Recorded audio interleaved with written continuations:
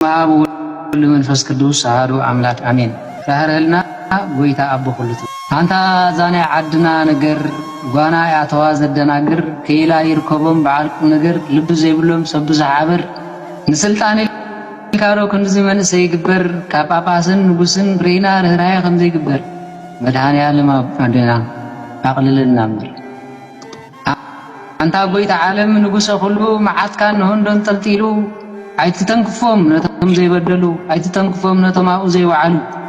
ሩሕስ ደይነድድ ብጥልሉ ራህረህልና ዳ በሁሉ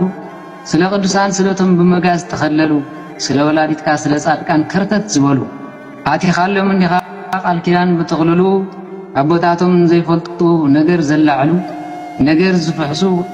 ዓለት እንዳነጽፈሉ ራህረህልና ጎይታ ነቶም ሰም ዘይወዓሉ ራህረህሎም ጎይታ ነቶም ሰም ዘይወዓሉ